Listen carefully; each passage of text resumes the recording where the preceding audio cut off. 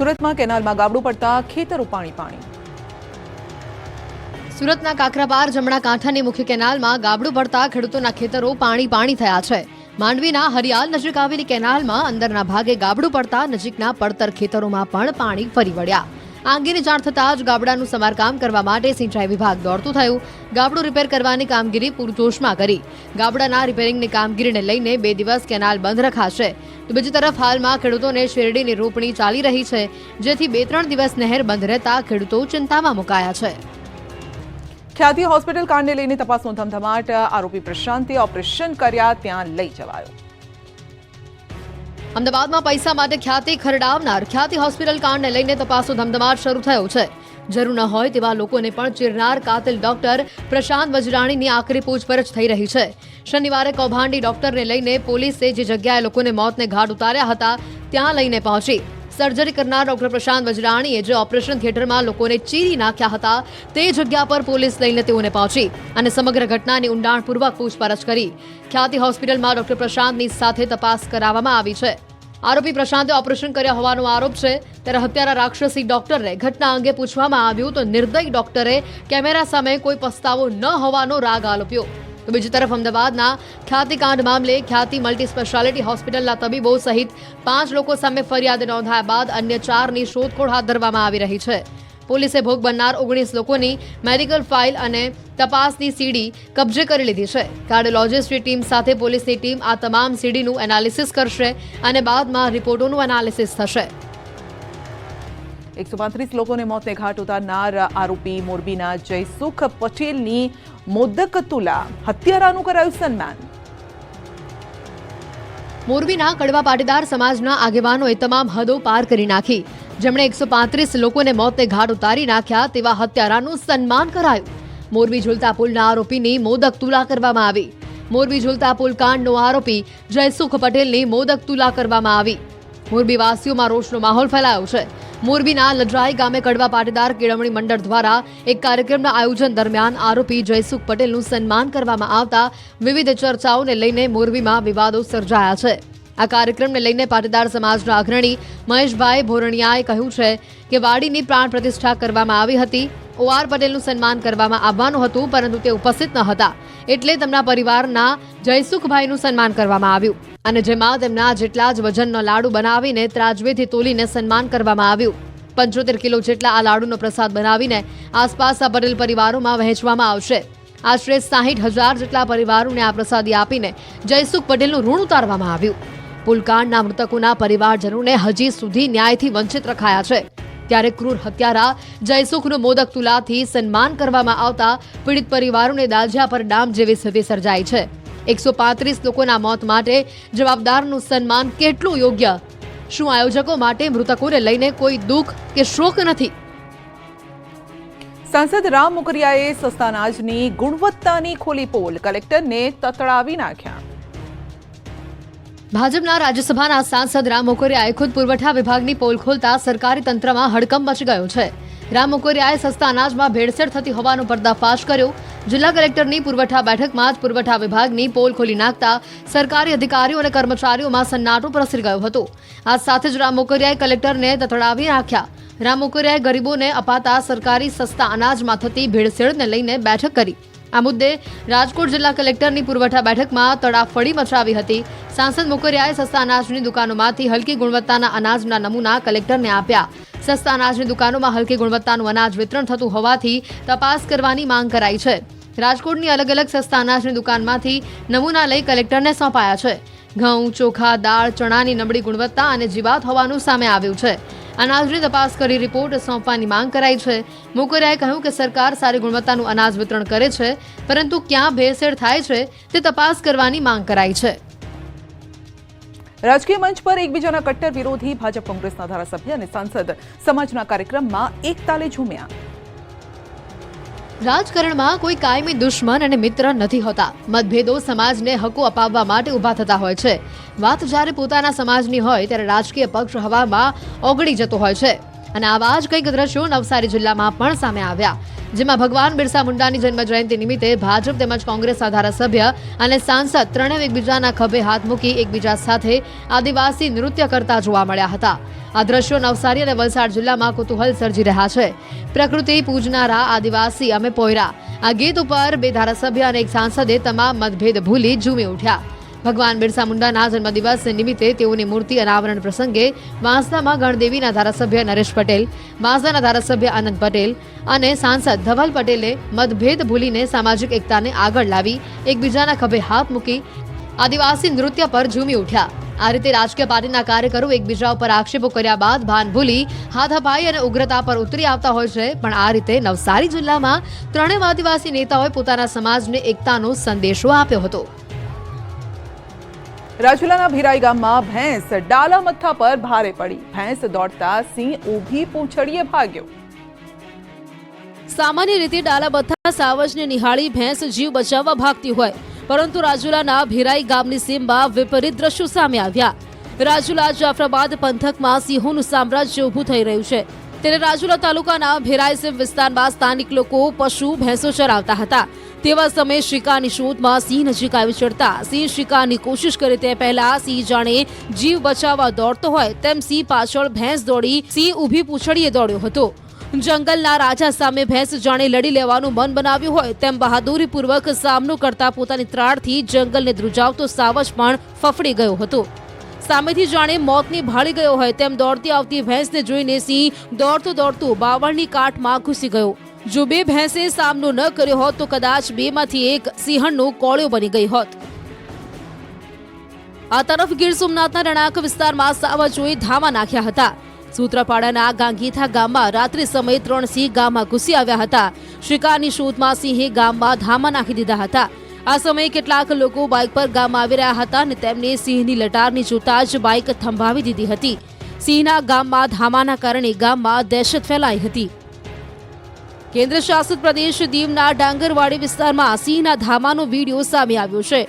એક સાથે 7 થી 8 સિંહો ડાંગરવાડીમાં જોવા મળ્યા છે. દ્રશ્યોમાં જોઈ શકાય છે કે સિંહણ અને 4 થી વધુ સિંહબાળ ડાંગરવાડી વિસ્તારમાં ચઢી આવ્યા છે અને પોતાની મસ્તીમાં લટાર મારી રહ્યા છે. અમદાવાદમાં જાહેરમાં થૂંકનાર 22 લોકોને પ્રથમ દિવસે કરાયો દંડ. જો જાહેર માર્ગ પર પિચકારી મારવાની આદત હોય તો સુધારી લેજો, નહીં તો ખિસ્સું ખાલી થઈ જશે. અમદાવાદના શહેરના જાહેર રસ્તા પર પાન મસાલાની પિચકારી મારશો તો દંડ ભરવો પડશે. અમદાવાદ શહેરમાં 4 રસ્તા પર રહેલા સીસીટીવી કેમેરાથી રોડ ગંદા કરતા લોકોને દંડ ફટકારવાનું શરૂ કરી દેવાયું છે. જાહેરમાં થૂંકવા સામે અમદાવાદ મનપાએ લાલાક કરી છે. પ્રથમ દિવસે નિયમ ભંગ બદલ 22 લોકોને દંડ કરવામાં આવ્યો. જાહેર રસ્તા પર ગંદકી કરતા 22 લોકોને દંડ કરાયો છે. 22 લોકોને 200 રૂપિયાનો મેમો આપવામાં આવ્યો. 4 રસ્તા પર લાગેલા સીસીટીવીની મદદથી મેમો અપાયો છે. દંડની રકમ 7 દિવસમાં ભરવાની રહેશે. અમદાવાદ મહાનગરપાલિકા સોલિડ વેસ્ટ વિભાગે કાર્યવાહી શરૂ કરી છે. જાહેર રસ્તા પર પાન મસાલાની પિચકારી અથવા થૂંકવા બદલ પહેલા 100 રૂપિયાનો દંડ કરવામાં આવતો હતો. જો એ જ વ્યક્તિ બીજી વાર અને ત્રીજી વાર પડશે તો દંડની રકમ સીધી વધી જશે. દસક્રોઈના ગામડામાં રહેતા લોકો તમારા બાળકોને રેઢા મૂકતા નહીં. બાળક ઉપાડી જતી ગેંગની અફવાથી પંથકમાં ડર. ખેડા અને અમદાવાદ બોર્ડરના ગામમાં ચોર ટોળકી અને બાળક ઉપાડતી ગેંગ સક્રિય થઈ હોવાની અફવાઓ ચાલી રહી છે. ત્યારે અહીંના લોકોમાં ડરનો માહોલ છે.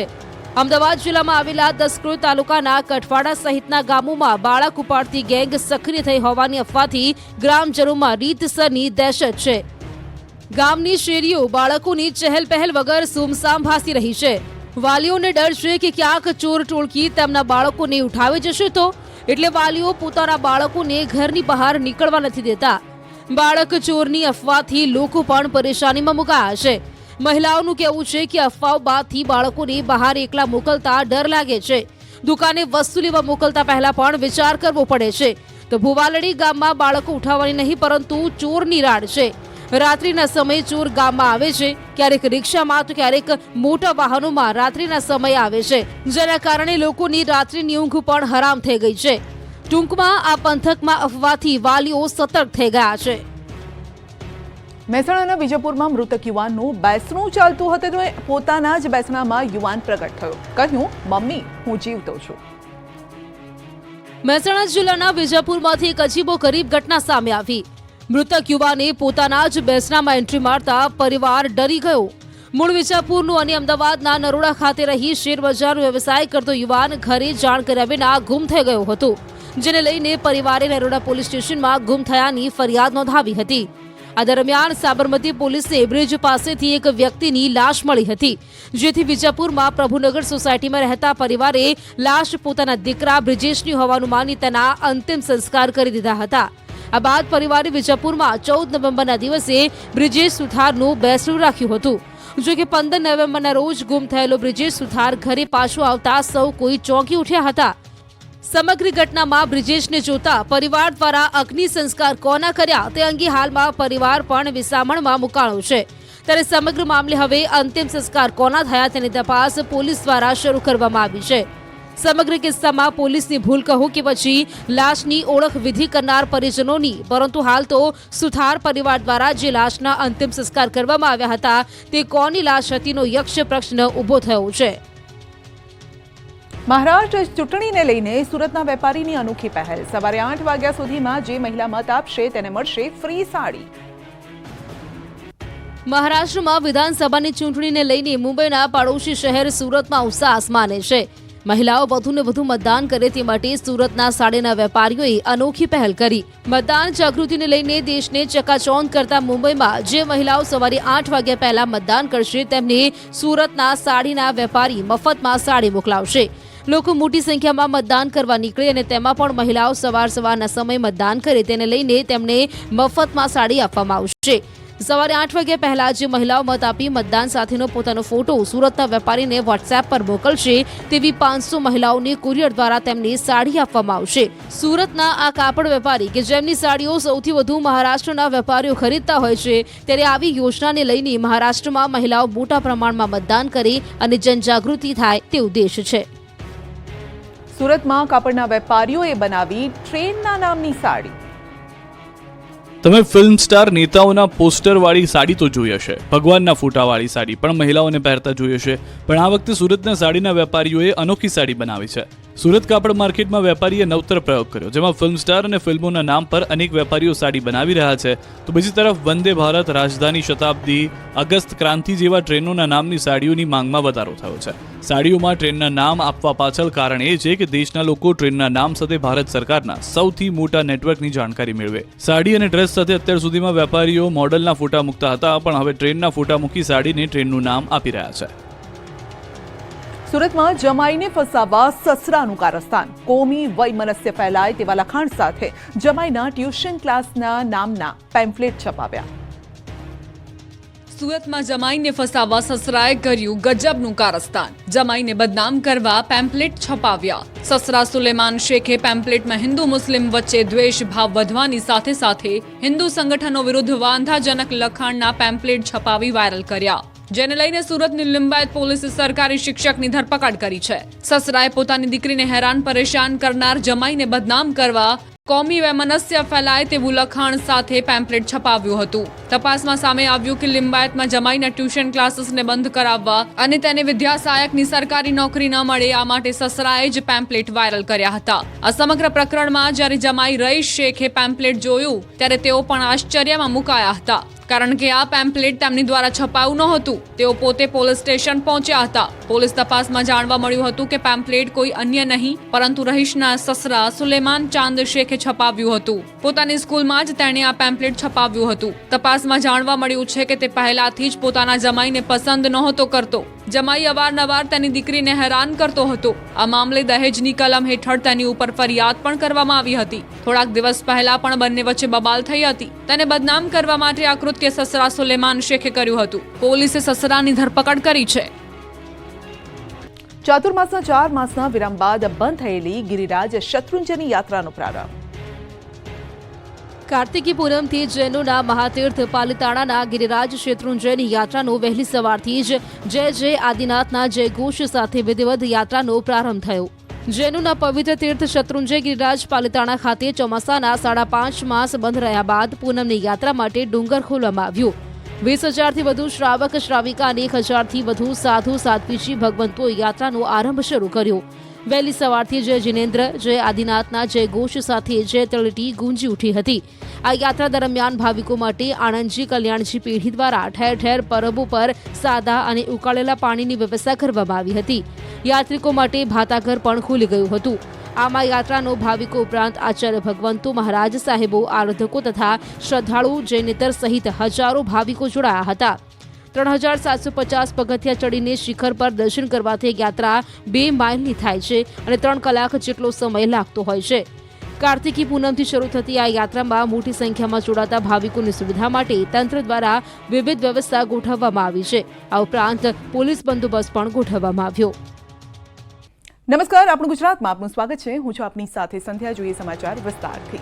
કોલ્ડ વેવ માટે તૈયાર થઈ જાઓ. 3 દિવસ બાદ ગુજરાતમાં કાતિલ ઠંડીનું મોજું ફરી વળશે.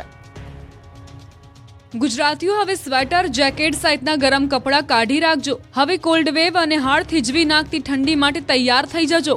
આગામી 3 દિવસ બાદ રાજ્યમાં કાતિલ ઠંડીનું મોજું ફરી વળશે. નવેમ્બર મહિનો અડધો પૂરો થઈ ગયો છે, છતાં હાલમાં ગુજરાતમાં શિયાળાની રાહ જોવાઈ રહી છે. મોટાભાગના શહેરોમાં ગુલાબી ઠંડીનો જ અહેસાસ થઈ રહ્યો છે. તાપમાનનો પારો 14.8 ડિગ્રીથી નીચે ઉતર્યો જ નથી. ત્યારે હવામાન વિભાગે 3 દિવસ પછીથી કડકડતી ઠંડીની આગાહી કરી છે. આગાહી અનુસાર રાજ્યમાં આગામી 19 નવેમ્બરથી હાડ ગગડાવતી ઠંડીની અસર જોવા મળશે. ઉત્તર ભારતમાં હિમવર્ષા થતા ગુજરાતમાં પવનની દિશા બદલાઈ ગઈ છે. ઉત્તર પૂર્વના પવનના લીધે ઠંડીમાં વધારો થશે, જેની અસર 3 દિવસ બાદ જોવા મળશે. ઠંડીનો ચમકારો વધશે. 3 દિવસ બાદ અસલ શિયાળાની ઠંડી શરૂ થશે. જોકે ડિસેમ્બરમાં હાડ થીજવતી ઠંડી પડશે. ઉત્તર ભારતમાં હિમવર્ષાના પગલે હવે ઠંડી ભૂક્કા બોલાવશે, એટલે સ્વેટર કાઢી રાખજો. તો અંબાલાલ પટેલે આગાહી કરી છે કે 23, 24, 25 નવેમ્બરે મજબૂત પશ્ચિમી વિક્ષેપ આવવાની શક્યતા છે. પશ્ચિમી વિક્ષેપના કારણે ન્યૂનતમ મહત્તમ તાપમાન ઘટવાની શક્યતા છે. હાલમાં સાંજે, રાત્રે અને સવારે ઠંડીનો અહેસાસ થઈ રહ્યો છે. જોકે દિવસે સૂરજ માથે ચડતા ગરમીનો અહેસાસ થઈ રહ્યો છે. સૌથી ઓછું તાપમાન ગાંધીનગરમાં 14.8 ડિગ્રી નોંધાયું. आने वाले दिन में 2 से 3 डिग्री सेंटीग्रेड डाउन होने का पूर्वानुमान दिया गया है. કોડીનાર યાર્ડમાં ખેડૂતોએ મચાવ્યો હોબાળો. ટેકાના ભાવે ખરીદીને લઈને ટકટક. કોડીનાર યાર્ડમાં ખેડૂતોએ ખરીદીને લઈને ટકટક કરી હતી. ગીર સોમનાથના કોડીનાર માર્કેટ યાર્ડમાં ખેડૂતોએ હોબાળો કર્યો. મગફળીની ખરીદીમાં ટેકાના ભાવે ખરીદી કરવાની માંગ સાથે હોબાળો કર્યો. ખેડૂતોએ જીદ કરી મગફળીની હરાજી બંધ કરાવી. આ મુદ્દે યાર્ડ સત્તાધીશોએ જણાવ્યું હતું કે હાલ 1000 થી 1215 રૂપિયા સુધી મગફળીના ભાવ યાર્ડમાં મળે છે. ખેડૂતો દ્વારા સરકારના ટેકાના ભાવ મુજબ રૂપિયા 1356 અનુસાર હરાજી કરવા માંગ કરાઈ છે. ખેડૂતોએ રોષની સાથે હરાજી બંધ કરાવી વિરોધ કર્યો હતો. ખેડૂતોએ યાર્ડના ગેટ ઉપર પહોંચી રસ્તો બંધ કરી વિરોધ નોંધાવ્યો હતો. ખેડૂતોએ યાર્ડને માથે લેતા વેપારને અસર પહોંચી હતી. કલાકો સુધી વેપારીઓ અને અન્ય ખેડૂતો હેરાન થયા હતા. સૌરાષ્ટ્રમાં ખાતરની તંગીથી ખેડૂતોની મુશ્કેલી વધી. નોટબંધી જેવી ખાતર માટે લાંબી લાઈન. વહેલી સવારથી ખેડૂતો લાઈનમાં. નોટબંધી સમયે આપણે આવી લાઈનો બેંકોની બહાર જોઈ હતી અને હવે આવી લાઈન ખેડૂતોએ ખાતર માટે લગાવી છે. અમરેલીમાં ડીએપી ખાતર લેવા માટે વહેલી સવારથી જ ખેડૂતો લાંબી લાઈનમાં લાગી જાય છે. વહેલી સવારે 5 વાગ્યાથી જ ખેડૂતો લાઈનમાં લાગ્યા બાદ પણ પૂરતા પ્રમાણમાં ખાતર તેઓને મળતું નથી અને વાવેતર કરવામાં તેઓને ભારે મુશ્કેલી વેઠવવી પડે છે. બગસરામાં 25 દિવસે ખાતરની 360 થેલી આવે છે. ખેડૂતોનું શિયાળુ પાકના વાવેતર માટે ખાતરની હાલ તાતી જરૂરિયાત હોવાથી ધરતીપુત્રો ખાતર મેળવવા માટે વહેલી સવારથી જ કતારોમાં જોવા મળતા હોય છે. 200 થી વધુ ખેડૂતો ડીએપી ખાતર લેવા માટે લાઈનમાં ઉભેલા નજરે પડ્યા. જો કે ખેડૂતને માત્ર 2 થેલી ડીએપી ખાતર મળતા ખેડૂતોમાં નારાજગી જોવા મળી છે. 2 થેલીમાં વાવેતર કેવી રીતે શરૂ કરવું તે હાલ મોટી મુશ્કેલી છે. અરવલ્લીના મેઘરજમાં પણ ડીએપી ખાતર માટે વહેલી સવારથી જ ખેડૂતો લાઈનમાં ઊભા રહી જાય છે. મોટી સંખ્યામાં મહિલાઓ પણ ઘરનું કામ પડતું મૂકીને લાઈનમાં ઊભી રહી જાય છે. સવારથી સાંજ સુધી લાઈનમાં ઊભા રહેવા છતાં પણ ખાતર નથી મળી રહેતું, જેને લઈને ખેડૂતોમાં ભારે રોષ જોવા મળી રહ્યો છે. ખાતરના અભાવે ખેતીમાં નુકસાનીની ભીતિ છે. ત્યારે ખેડૂતો સરકાર પાસે પૂરતા પ્રમાણમાં ખાતરનો જથ્થો ઉપલબ્ધ કરાવવા અપીલ કરી રહ્યા છે. જેતપુર યાર્ડ મગફળીથી થયું જામ. સારા ભાવ મળતા ખેડૂતો માલામાલ. જ્યાં જ્યાં નજર કરો ત્યાં ત્યાં મગફળી જ મગફળી. યાર્ડનો શેડ હોય કે યાર્ડનું ગ્રાઉન્ડ, ચારે બાજુ સૌરાષ્ટ્રની કાજુ કહેવાથી મગફળી જ મગફળી દેખાઈ રહી છે. મગફળીથી જામ યાર્ડના દ્રશ્યો છે જેતપુરના. દિવાળી બાદ ખેડૂતોએ પોતાની મહામૂલી મગફળી વેચવા કાઢતા જેતપુર યાર્ડમાં મગફળીની ચિક્કાર આવક થઈ હતી. મંડીમાં એક જ દિવસમાં હજારો ગુણી મગફળીની આવક થઈ હતી. સાથે મગફળીમાં તેજી પણ ભૂક્કા બોલાવી દે તેવી છે. તો જેતપુર માર્કેટ યાર્ડમાં મગફળીની ટેકાના ભાવે ખરીદી કરાતા ખેડૂતો ખુશ છે. જેતપુરના મેવાસા જૂથ સહકારી મંડળીએ ગુજકોમાં સોલ વતી ટેકાના ભાવે ખરીદી કરતા ધરતીપુત્રોએ સરકારનો આભાર માન્યો. માર્કેટ યાર્ડમાં દરરોજ ખેડૂતોને બોલાવી ટેકાના ભાવે મગફળીની ખરીદી કરાશે. હાલમાં 6,500 ખેડૂતોએ મગફળીના વેચાણ માટે ઓનલાઈન રજીસ્ટ્રેશન કરાવ્યું છે, જેમની મગફળીની ટેકાના ભાવે ખરીદી કરાશે. ખેડૂતોએ કહ્યું, પાછોતરા વરસાદથી મગફળીના પાકમાં મોટું નુકસાન થયું હતું, પરંતુ સરકારે 1,356 રૂપિયાના ટેકાના ભાવથી ખરીદી કરતા ખેડૂતો ખુશ છે. તો જેતપુરમાં જાડી મગફળીના ભાવ 735 થી 1,221 રૂપિયા બોલાયા હતા. શિયાળાની ધીમી ચાલથી ખેડૂતો સંકટમાં, હવે જીરું પકવતા ખેડૂતો મૂંઝાયા. દ્વારકા પંથકના ખેડૂતોની જાણે કે માઠી બેઠી છે. માવઠાના મારમાંથી હજુ તો માંડ બહાર આવ્યા, ત્યાં જ દેવભૂમિ દ્વારકા જિલ્લાના ખેડૂતો જીરામાં જીવ બાળી રહ્યા છે. પહેલા મગફળી અને કપાસને રડાવ્યા, હવે જીરું જીવ લેશે તેમ લાગી રહ્યું છે. જીરુએ ખેડૂતોના જીવ અદ્ધર કર્યા છે. ઠંડીની જગ્યાએ ગરમી પડતા ખેડૂતોની મુશ્કેલી વધી છે. દ્વારકામાં જીરાનું વાવેતર તો કરી દીધું, પણ ઠંડીએ તેનો ચમકારો જ નથી બતાવ્યો, જેના કારણે ખેડૂતોની મુશ્કેલી વધી છે. કારણ કે ચોમાસાની સિઝનમાં પાકથી હાથ ધોઈ બેસેલા ખેડૂતોને જીરાથી આશા હતી, પણ કુદરત જાણે તેમની સાથે મજાક કરતી હોય તેમ લાગે છે. કારણ કે દ્વારકા જિલ્લાના ખેડૂતોએ પાકના વાવેતરના તૈયારી તો કરી, પણ વાતાવરણ જ સાથ નથી આપી રહ્યું. ફૂલ ગુલાબી ઠંડીની જગ્યાએ હાલ ગરમીમાં પરસેવો પડી રહ્યો છે. જીરાના પાકને ઠંડક જોઈએ, જે હાલ નથી મળી રહી. જો ઠંડીનું પ્રમાણ નહીં વધે તો દ્વારકા જિલ્લામાં જીરુનું વાવેતર ઘટી શકે તેવી શક્યતાઓ હાલ વર્તાઈ રહી છે. પરિણામે ખેડૂતો મૂંઝાયા છે. આવામાં ખેડૂત જાય તો ક્યાં જાય? કુદરત એક બાદ એક થપાટ મારી રહી છે, ત્યારે અન્નદાતા